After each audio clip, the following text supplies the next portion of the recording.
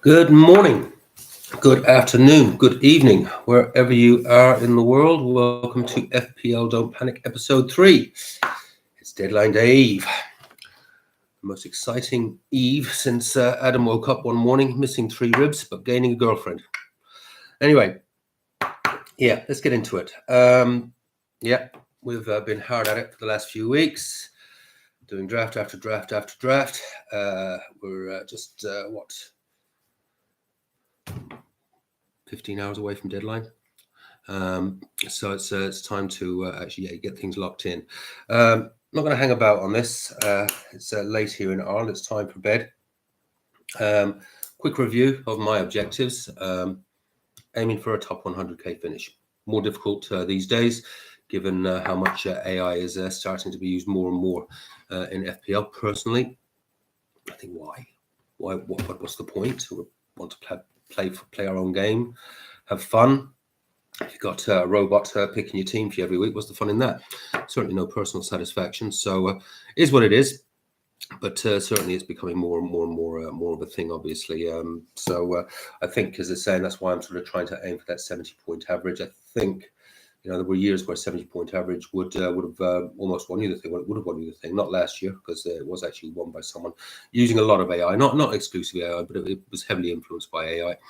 And he ended up averaging 73 points. So that's kind of what we're up against. So aim at the 70-point average. Should be good for our top 100k finish. Maybe better, but we'll see. What we do, brief review of my 5-game week strategy. So it is a little bit, I don't think there'll be too many people following this strategy, but just a quick review of it. So let's get a good team out on game week 1. Get off to a strong start. I may free hit in game week 2 to bring in Haaland if necessary, particularly if he's going off, and because I am on a no Haaland draft and can't really afford, in my opinion, to fall too far behind, even at this early stage. So looking to have that really strong first 3 game weeks scores, and I think to achieve that, as say, a good team out game week 1, may well free hit game week 2. And then on the swing fixtures from 1 to 3, I'll have a very strong team going out for that. That gets me there. Game week 4, I may wildcard. I know I'm 100% definitely doing an early wildcard. I would like it to be in game week 6. I really, for my own sort of methodology, I really need 5 game weeks of data. But if necessary, I will wildcard in 4. Ideally 6, though. We'll see. That's something we'll do. We'll take on a week-by-week basis and make those sort of decisions. That's kind of that. Just that was a quick review. Let's get into the team. So going strong. I'd say it's almost like an aggressive safe strategy with some of my picks, as you'll see. They're certainly changed from the first draft I put out a week or so ago. In goal, I'm going with Raya. It's just a pun intended. It's a safe pair of hands. Certainly a safe defence. Fixtures 1 and 3 are very good for Arsenal. Good home fixtures. My ideal goalkeeper, I think, is going to be a 4.5 million ultimately, when I see which 4.5 millions are coming through. I think that will be Henderson because of the strong data that he had back end of last year. Very strong data. Save points, clean sheets. And that Palace defence was cooking. So he was hitting somewhere. I think it would have been an average of about 7 or 8 points he had in those last 6-7 games last year. Take that every day of the week if I could achieve an 8-point average out of the keeper. But for now, I'd be really happy if I could get a couple of clean sheets in these first 3 game weeks out of Raya. In defence, again, going safe again. I am going double Arsenal. Didn't think I was going to do that. But I think just in these first few game weeks, I think Gabriel's a choice. He looks locked in now. And I know a lot of us were disappointed at the beginning of last year when he was left out for a few games and we all had him in our teams. I don't think that's going to happen this time around. I think he is Arsenal's best got the chance of getting something in the net or an assist because he does get up in that box, and Arsenal's set pieces are just excellent. So I've just got a inkling that he might just get his head onto something. But certainly, if I can get the 2 clean sheets out of him, that'll be fine for the averages that I want to try and achieve out of my goalkeeper and defence. More attacking choice for my next defender, Trent. Yeah. His data last year, if you look at his overall score, didn't look that flash. But if you actually took it and based on his per minute, that he was actually playing. He was actually the third best defender last year. He looks fit, he looks hungry, he's looking really good pre-season. I think he's going to have a cracker of a season, and I think that Liverpool defence will be better under Slot. So I think there's a decent chance of a clean sheet there.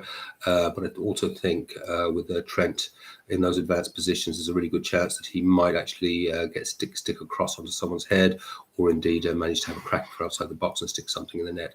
So he's my upside guy. And the other defender I'm going with, who I think there's a decent chance of a clean sheet or two there as well, is Hall from Newcastle. Now, I would have preferred, and if I was going for a longer strategy than just these first 3 game weeks, I probably would have gone with a Munoz or a Porro. I really do fancy Porro. And Gvardiol in particular, was really, really tough not to. It was really,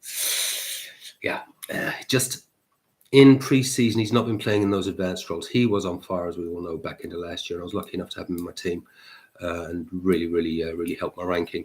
But he's not been playing in those advanced positions. Lewis has actually been tending to be the fullback that's been inverting and been further forward, and Gvardiol has been sitting back. I expect that will actually change when the likes of Walker and some of the other players start coming back into the team. So I do believe Gvardiol will get back to something along those lines as he did the back end of last season. But for now, he just seems to be sitting back more. So yeah, Hall's been playing in.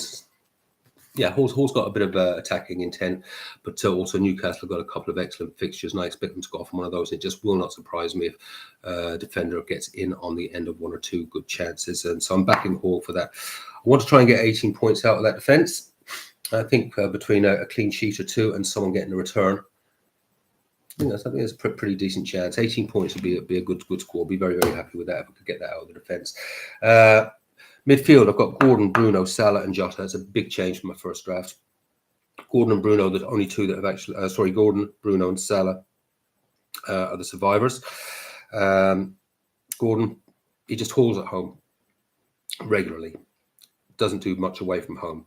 But if I've got him for game week 1 and game week 3, which are 2 really, really good Newcastle fixtures, fantastic. And then, as I say, we'll see who I bring in on the free hit into, if that is the direction I go, which I suspect it will be. Bruno, just to save pair of hands. His numbers, everyone sees it's very lowly. He's only got about 12% ownership. It's crazy when you think about it. I mean, he's absolutely locked into the United team. He's pivotal to everything we do. He's on set pieces. He's on penalties. His numbers were superb back end of last year. I know a lot of us got stung early in the season with the Bruno and Rashford double.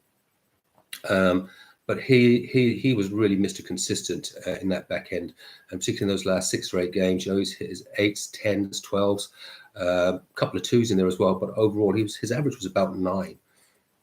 Really would settle for that any day of the week if he hits anything close to that. Salah.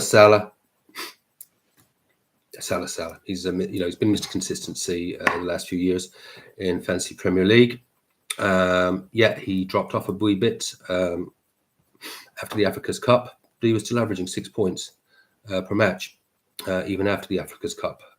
So I back him. He's had a full pre-season. He's had a rest. Got some great fixtures, and I fancy he's going to do really well. And then we've also got Jota, who's been showing some great form pre-season, getting him some goals. Getting in some great positions, getting plenty of chances, and you've got to fancy that Liverpool are going to get a couple of goals at Ipswich, and I would fancy that Salah's going to be involved and Jota will be involved in anything good that happens in that box.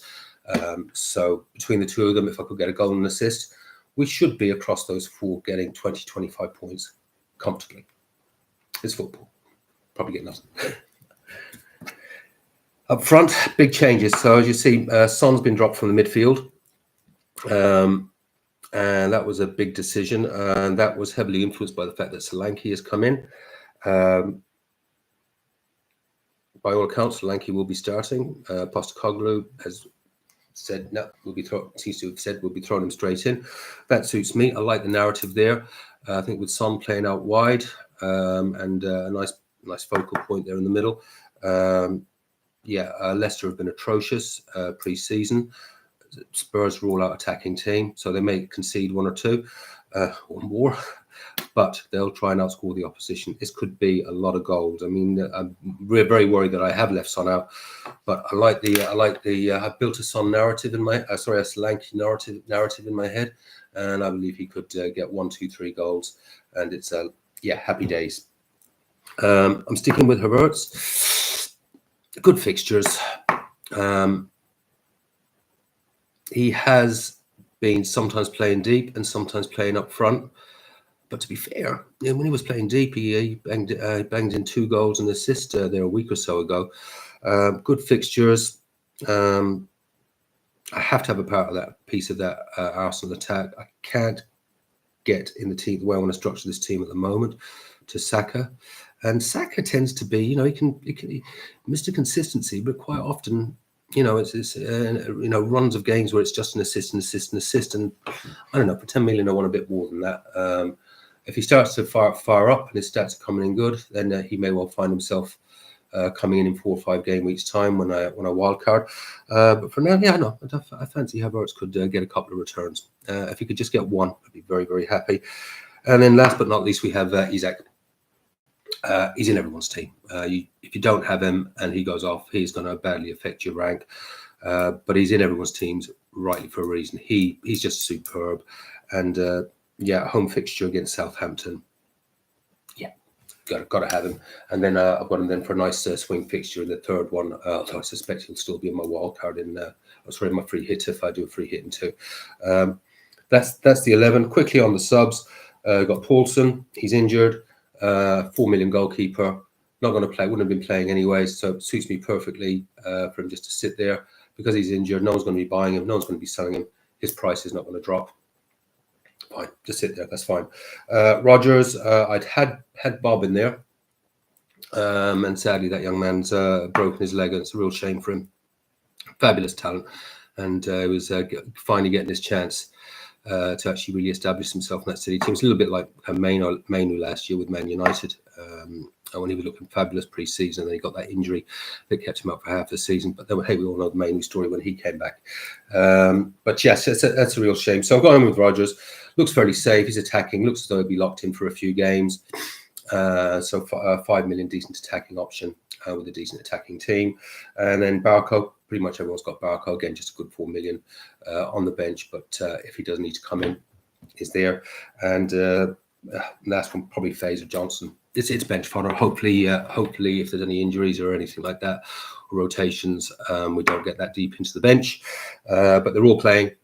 So they're there because golden rule, almost golden rule number 1. Take no hits. They very, very rarely work. The winner of it last year just took 3 hits across the whole season, and 2 of them cost him points. I took a lot of hits last year, and I would say 80% of them didn't work. I was experimenting, but even in the experiments where you think, oh, that looks like a good choice, they so rarely work. You've got to get 2 returns effectively for a hit to work. So better to just ride it out. That's a by the by. We might have a discussion about that another time.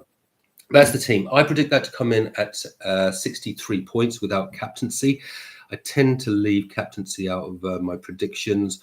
Namely, it just gives that margin for error. And last year, I got so many captain's picks wrong that it just seemed no point in counting them. I probably will captain Isak, and hopefully he does well. And hopefully will, if some of these players overperform based on my predictions, which they may well do, because they're all capable of a haul. Hopefully we'll get well over the 70. But if I can hit that 63, 70 mark, I won't be unhappy with that as a start. Good free hit.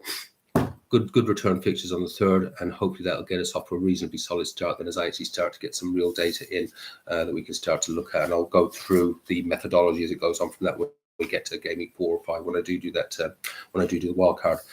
That is it. I will come back next week with a couple of videos, and the first video will just be a review of this week, how it went against my predictions, maybe talk about some of the players that have performed well across the weekend, and then probably start to think, am I going to do the free hit 2 strategy? I'd say I'm 50% in it at the moment, probably more like 75%. Anyway, good luck with your teams. I hope it goes really, really well for you. I think the most important thing now is, just to get your teams locked in, keep your fingers crossed, say a prayer, have fun, play your own game, and above all else, don't panic.